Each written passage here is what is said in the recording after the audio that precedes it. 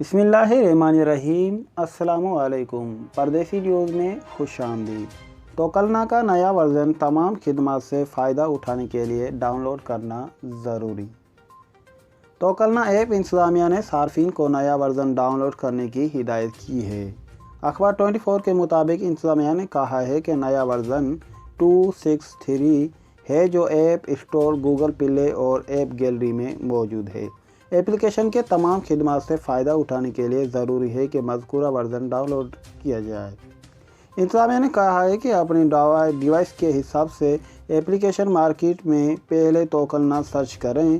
جب مل جائے تو یقین کریں کہ مطلوب ورژن ہی ہے، اس کے بعد اسے ڈاؤن لوڈ کریں۔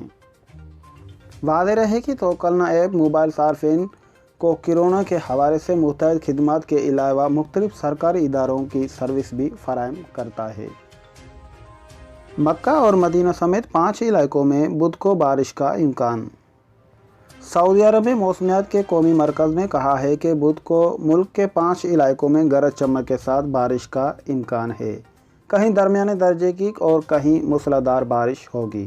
اخبار 24 کے مطابق موسمیات کا قومی مرکز کا کہنا ہے بدھ کو تیز ہواؤں کے ساتھ حائل، قصیم، مکہ مکرمہ اور اس کے ساحلی مقامات پر بارش کا امکان ہے۔ بارش کا سلسلہ ریاض اور مشرقی ریجن کے متعدد مقامات تک پھیل جائے گا۔ مدینہ منورہ میں بھی گرج چمک کے ساتھ بارش کا امکان ہے۔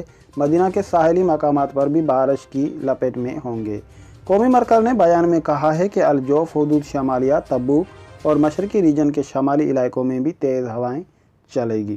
ملک میں بدھ سب سے زیادہ درجہ حرارت 33 سینٹی گریڈ شروع اور سب سے کم درجہ حرارت 5 سینٹی گریڈ طریف میں ہوگا۔